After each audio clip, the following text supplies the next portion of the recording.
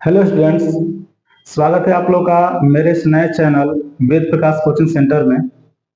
मैं आप लोग को अपने चैनल के माध्यम से क्लास 11th और 12th का मैथ और फिजिक्स पढ़ाऊंगा, क्लास 9th और 10th का मैथ और साइंस पढ़ाऊंगा। हम लोग शुरू किए हैं क्लास 12th का फिजिक्स प्रत्यावर्ती धारा में। एक हेडिंग है जो बहुत ही महत्वपूर्ण है, प्रत्यावर्ती परिपथ के बारे में, जो हम बता चुके हैं आप लोगों को कि कितने प्रकार से होता है, 7 प्रकार का होता है, जिसमें हम लोग आर परिपथ और सी परिपथ पढ़ चुके हैं। तो आज हम देखेंगे एल परिपथ के बारे में। एल के बारे में हम आप लोग को बता चुके हैं कि एल क्या होता है, प्रेरकत्व होता है। ठीक है, तो यहाँ पे थोड़ा ध्यान देंगे। यहाँ पे पढ़ेंगे क्या चीज हम लोग, एल परिपथ।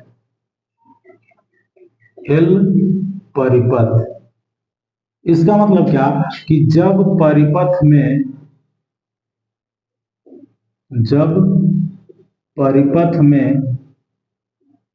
शुद्ध प्रेरकत्व हो, तो समझेंगे। पहले इसका फिगर समझिए। मान लीजिए कि कोई प्रेरकत्व है और इसको हमने क्या किया, एक प्रत्यावर्ती स्रोत जिसका वोल्टेज है V is equal to V not sine omega T से हमने क्या किया, इसको जोड़ दिया। मान लेते हैं कि प्रेरकत्व L है और इनके सिरों के बीच का विभवांतर क्या चीज, VL है। तो अब इसका माना कैसे लिखेंगे, माना एक प्रेरकत्व L प्रत्यावर्ती स्रोत V is equal to V not sine omega T से जुड़ा है। प्रेरकत्व के सिरों के बीच का विभवांतर VL है। अब यहां पे ध्यान देंगे, V इज इक्वल टू दिया गया है V not sine omega T, इसको आप मान लीजिए क्या चीज, इक्वेशन फर्स्ट। अब यहाँ पे थोड़ा सा देखेंगे, आप लोग पढ़े होंगे किरचॉफ का नियम। तो किरचॉफ के नियम में बताया गया है कि किसी बंद परिपथ में या किसी बंद पास में कुल वोल्टेज का जो बीजगणितीय योग होता है वो किसके बराबर, शून्य के बराबर होता है। तो यहाँ पे देखेंगे, एक वोल्टेज है आपका प्रत्यावर्ती स्रोत का और एक वोल्टेज है आपका प्रेरकत्व का। तो इन दोनों का जो योग होगा वो हो जाएगा किसके बराबर, शून्य के बराबर। तो यहाँ पे लिखेंगे हम लोग किरचॉफ के नियम से बंद पास में या बंद परिपथ में क्या होता है, कुल वोल्टेज का जो बीजगणितीय योग होता है वो किसके बराबर, शून्य के बराबर होता है। हम आपको बताए हैं कि प्रेरकत्व के सिरों के बीच का विभवांतर कहिए या फिर इसी को हम बोलते हैं वैद्युत वाहक बल। और वैद्युत वाहक बल का हम लोग फार्मूला पढ़े हैं -LdI/dt। अब इसका मान हम इसमें क्या करेंगे, रखेंगे। तो थोड़ा ध्यान दीजिए, ये है आपका माइनस में और यहाँ दिया गया प्लस। यदि इसका मान रखते हैं तो माइनस प्लस क्या हो जाएगा, यहाँ पे माइनस, तो ये हो जाएगा V minus LdI/dt is equal to 0। अब ये है माइनस में, तो इसको बराबर के उधर भेजेंगे तो ये हो जाएगा किसमें, प्लस में। तो ये हो गया LdI/dt। और थोड़ा ध्यान देंगे, हमें इसकी तुलना किससे करनी है, तो प्रत्यावर्ती धारा के समीकरण से, अर्थात हमें यहाँ पे धारा का मान निकालना है। तो धारा देखिए यहाँ पे आपका दिया गया है DI, तो जिसका मान निकालना होता है उसको छोड़कर सभी को बराबर के दूसरे साइड में क्या करते हैं, भेज देते हैं। तो अब यहाँ पे समझिए, यदि यहाँ से हम DI का मान निकालें तो DT नीचे है यानी भाग के रूप में है, बराबर के उधर जाएगा तो क्या होगा, गुणा हो जाएगा। और L गुणे के रूप में है तो बराबर को उधर भेजेंगे तो भाग के रूप में, अर्थात यहाँ पे हो जाएगा V/L इंटू dt। अब यहाँ थोड़ा समझेंगे, है जो V दिया गया है, समीकरण 1 से V का मान हम यहाँ पे क्या कर सकते हैं, रख सकते हैं। तो यहाँ पे लिखा जाएगा समीकरण 1 से V का मान रखने पर, तो क्या होगा, रखेंगे तो DI is equal to V not sine omega T upon L into dt। अब यहाँ पे थोड़ा समझिए, यहाँ पे जो धारा का मान है इसके साथ आपका लगा है D का मतलब क्या होता है, सूक्ष्म यानी थोड़ा सा, यानी इस परिपथ में जो धारा प्रवाहित हो रही है उसे थोड़ा सा मान के क्या है, बराबर है। हम क्या करेंगे, उस परिपथ में कुल धारा निकालेंगे। तो जब कुल धारा निकालना होता है तो हम इसका करते हैं क्या चीज, समाकलन। तो यहाँ पे लिखेंगे हम लोग दोनों पक्षों का समाकलन करने पर, तो समाकलन करिए तो ये हो जाएगा इंटीग्रेशन ऑफ डी आई और इधर भी integration v not by L sine omega T into D T. अब देखिए यहाँ पे हमें समाकलन करना है, यहाँ पे कुछ नहीं तो हम क्या मानेंगे, एक मानेंगे, और एक का समाकलन हम जिसके सापेक्ष करते हैं, अर्थात यहाँ पे आई के सापेक्ष कर रहे हैं तो इसका समाकलन क्या हो जाएगा, आई। यहाँ पे देखेंगे, यहाँ पे समाकलन हमें करना है किसके सापेक्ष, टी के सापेक्ष। तो टी को छोड़ करके बाकी सबको हम कहाँ करेंगे, बाहर करेंगे, अर्थात टी वाला जो पद है उसको आप छोड़ेंगे, बाकी सबको बाहर, तो ये हो जाएगा v नॉट बाई एल। अब यहाँ पे थोड़ा ध्यान दीजिए, समाकलन में हम लोग पढ़े हैं sine x into D x, इसका फार्मूला होता है क्या चीज, माइनस कॉस एक्स। थोड़ा ध्यान दीजिए, यहाँ पे दिया गया क्या चीज, ओमेगा टी। अब इस ओमेगा टी को हम क्या मानेंगे, एक्स मानेंगे, तो जब एक्स मानेंगे तो उसका फार्मूला माइनस कॉस एक्स, तो यहाँ पे हो जाएगा माइनस कॉस ओमेगा टी। अब थोड़ा ध्यान दीजिए, जिसको हम कुछ मानते हैं उसका अवकलन करते हैं, तो इसका जब अवकलन हम करेंगे ओमेगा टी का, तो ओमेगा अचर पद ही हो जाएगा बाहर और टी का अवकलन 1, इसका गुणा करेंगे तो क्या होगा, ओमेगा, तो ओमेगा से हम क्या करेंगे, भाग। अब समझिए, इसका थोड़ा आप गुणा कर लीजिए, तो I इज इक्वल टू क्या होगा, v not by omega L, और ये हो गया माइनस कास ओमेगा टी। अब थोड़ा सा इधर ध्यान देंगे, धारा का जो हम समीकरण पढ़े थे I is equal to I not sine omega T, और यहाँ पे आपका आया है क्या चीज, कास ओमेगा टी, तो इस कास को हम बदलेंगे किसमें, साइन में। अब यहाँ पे थोड़ा एक त्रिकोणमिति का हम फार्मूला यूज करेंगे, आप लोग पढ़े होंगे sine 90 minus theta is equal to क्या होता है, कॉस थीटा, ठीक है। तो यहाँ पे थीटा के जगह पे दिया गया क्या चीज, ओमेगा टी, तो यहाँ पे जब ओमेगा टी लिखेंगे तो यहाँ पर भी क्या होगा, ओमेगा टी, अर्थात कास ओमेगा टी के जगह पे हम लिख सकते हैं क्या चीज, देखेंगे इधर माइनस है तो माइनस को रहने दीजिए, ये हो गया sine pi by 2 minus omega T, ठीक है। अब एक फार्मूला आप लोग पढ़े होंगे, यहीं पे लिख दे रहे हैं formula, sine minus theta is equal to, आप लोग पढ़े होंगे माइनस साइन थीटा। तो इधर थोड़ा ध्यान दीजिए, यहाँ पे दिया गया माइनस, तो माइनस अब इस एंगल में क्या हो जाएगा, गुणा, जब माइनस से हम गुणा करेंगे तो चिन्ह क्या हो जाएगा, चेंज, अर्थात जो माइनस में वो प्लस में और जो प्लस में है वो माइनस में, तो यहाँ पे हो जाएगा क्या चीज, I is equal to v not by L, और ये हो जाएगा sine omega T minus pi by 2। अब यहाँ पे हम क्या करेंगे, देखिए ओमेगा यहाँ पे छूट रहा है, ओमेगा लगा लीजिएगा, ओमेगा एल, ठीक है। अब हम क्या करेंगे, इस पूरे को आई नॉट मानेंगे, लिखेंगे चूंकि I not is equal to V not by omega L, तो यहाँ पे यदि आई नॉट हम रख देते, ये हो जाएगा I not sine omega T minus pi by 2। अच्छा, अभी हम इसके जगह पे पूरे जगह के जगह पे आई नॉट रखे हैं, अभी इसके बारे में बताया जाएगा कि ये है क्या, ठीक है। इसको मान लीजिए इक्वेशन सेकेंड। अब यहाँ पे लिखेंगे हम लोग क्या चीज, समीकरण 1 और 2 से देखेंगे इधर, तो समीकरण ए है क्या, v is equal to V not sine omega T, ये हो गया आपका इक्वेशन फर्स्ट। दूसरा है I is equal to I not sine omega T minus pi by 2, ये हो गया इक्वेशन सेकेंड।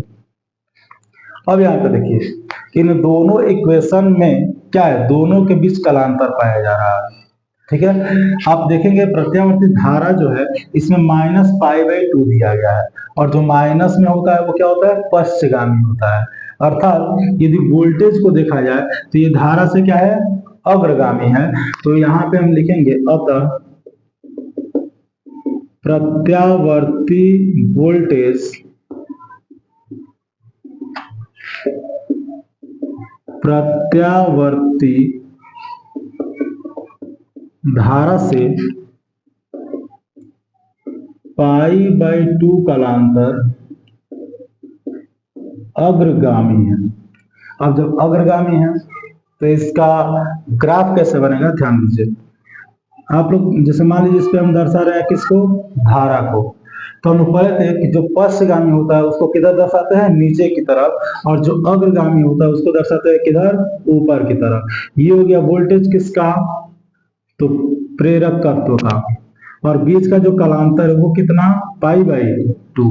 तो ये है आपका क्या चीज, ग्राफ। अब यहाँ पे थोड़ा देखेंगे अब इसके बारे में। तो यहाँ पे थोड़ा एक हेडिंग दे दीजिएगा आप लोग, छोटा सा, प्रेरण प्रतिघात। ये चीज प्रेरण प्रतिघात। यहाँ पे समझिए, आप लोग लिखो भी not by omega L is equal to I not. ठीक है, तो थोड़ा एक काम करिए, आई नॉट को इधर लेके चले आइए और ओमेगा एल को उधर। तो ये होगा भी not by I not is equal to omega L. अब यहाँ पे थोड़ा देखिए, भी बाई आई क्या होता है, प्रतिरोध होता है। और यही प्रतिरोध किसके बराबर है, ओमेगा एल के बराबर है। और चूंकि यह प्रतिरोध जो है किसके कारण है, प्रेरकत्व के कारण है, इसलिए इसे हम कहते हैं क्या चीज, प्रेरण प्रतिघात। तो यहां पे लिखेंगे क्योंकि यह प्रतिरोध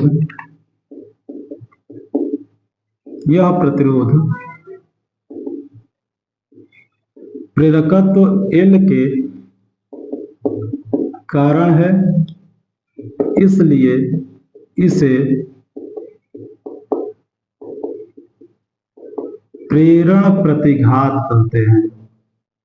और इसे दिखाते किससे हैं, लिखेंगे यहाँ पे, इसे एक्स एल से प्रदर्शित करते हैं।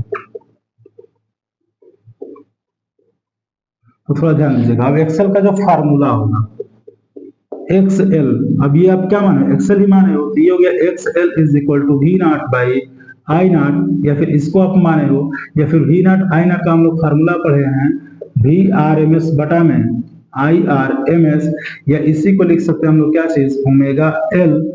या ओमेगा का भी आप लोग फार्मूला पढ़े हैं, क्या चीज, यहाँ नीचे लिख दे रहे हैं, ओमेगा का फार्मूला पढ़े आप लोग 2 पाई बाई टी और इनटू एल, या 2 पाई बाई टी को हम एक चीज और भी लिख सकते हैं 2 पाई एफ एल। तो ये आपका हो गया पूरा क्या चीज, प्रेरण प्रतिघात का फार्मूला। चलिए नोट कर लीजिए इसको।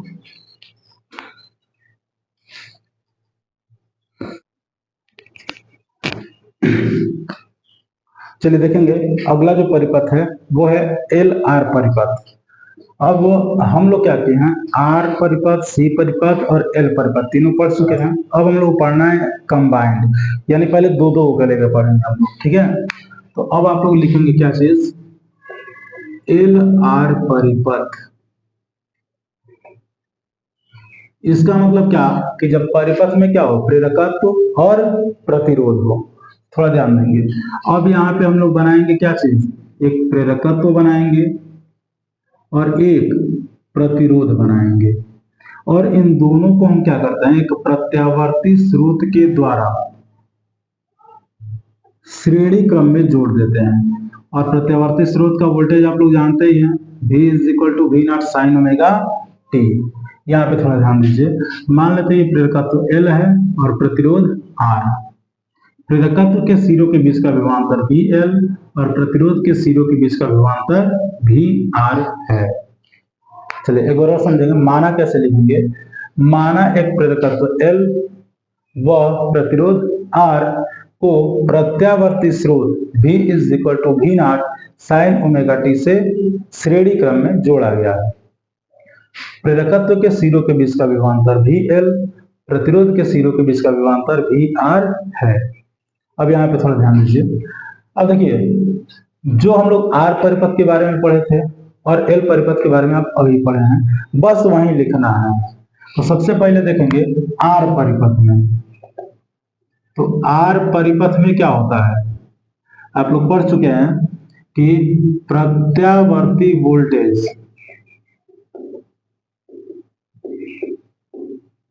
प्रत्यावर्ती प्रत्यावर्ती वोल्टेज, प्रत्यावर्ती धारा दोनों समान कला में होते हैं।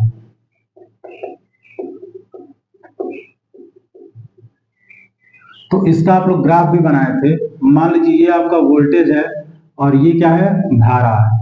दोनों के बीच का किसी भी प्रकार का कोई कालांतर नहीं है, इसलिए दोनों एक ही पथ पर क्या करेंगे, गति करेंगे। तो ये आपका वोल्टेज हो गया और ये क्या हो गया, धारा। अब चूंकि आपको बताया जा चुका है कि वोल्टेज का मान क्या होता है, अधिक होता है, इसलिए वोल्टेज आगे आगे और धारा पीछे पीछे जाएगा। अब देखें किसके बारे में, एल परिपथ के बारे में। तो एल परिपथ में अभी आप लोग पढ़े हो क्या चीज, कि प्रत्यावर्ती वोल्टेज प्रत्यावर्ती धारा से π/2 कालांतर अग्रगामी होता है। और इसका भी आप ग्राफ भी पढ़े हो, आई आपका इधर और प्रेरकत्व का जो वोल्टेज है वो किधर, ऊपर, और बीच का जो कालांतर है वो हो गया π/2। ये इसको आप इक्वेशन फर्स्ट मानिए और इसको आप इक्वेशन सेकेंड मानिए। अब समीकरण 1 और 2 से हम क्या करेंगे, इन दोनों को मिलाएंगे और दोनों को मिला करके एक ग्राफ बनाते हैं। तो समझिए, समीकरण 1 व 2 से देखिए, धारा आपका इधर, मान लीजिए आपका धारा है, तो समीकरण 1 में क्या है, जिधर धारा उधर प्रतिरोध का क्या है, वोल्टेज, और जिधर धारा उससे π/2 कालांतर अग्रगामी, यानी ऊपर की तरफ क्या है, प्रेरकत्व का वोल्टेज, और बीच का जो कालांतर वो है आपका π/2। ठीक है। तो अब यहाँ पे थोड़ा ध्यान देंगे, यहाँ पे दो गो वोल्टेज है, एगो प्रेरकत्व का, एगो प्रतिरोध का, और दोनों के बीच कुछ ना कुछ कोण बना है। ठीक है। तो जब दो चीज के बीच कुछ कोण बनता है तो उनका जो परिणामी होता है वो ठीक इनके कहाँ होता है, बीच में। तो यहाँ पे हम इसका क्या करेंगे, परिणामी निकालेंगे। तो ध्यान दीजिए, परिणामी वोल्टेज भी, और जब कोई भी चीज थीटा कोण पे होता है तो उसका परिणामी निकालने का फार्मूला होता है, देखिए, जैसे मान लीजिए बल है, दो बल, और दो बल हम किसी कोण पर लगा रहे हैं, दोनों बल को, तो उसका जो फार्मूला होता है वो होता है रूट में F1 square plus F2 square plus 2F1 F2 cos theta.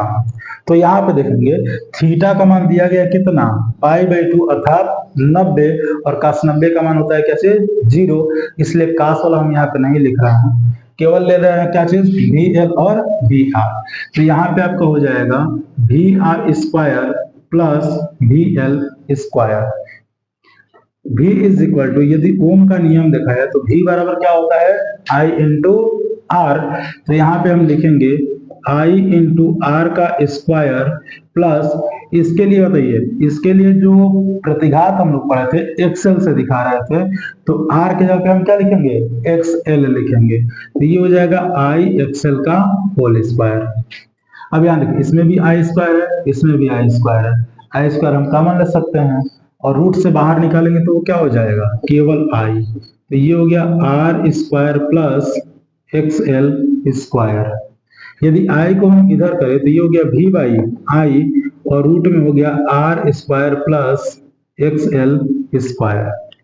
अब यहाँ पे थोड़ा ध्यान दीजिएगा, V/I है क्या, तो V/I बराबर होता है क्या, R यानी कि प्रतिरोध।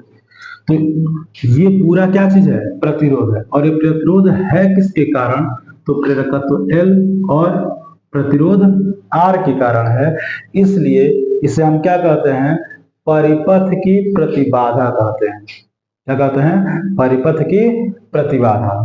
तो ध्यान दीजिएगा, लिखेंगे चूंकि यह प्रतिरोध किसके कारण, L व R के कारण है, इसलिए इसे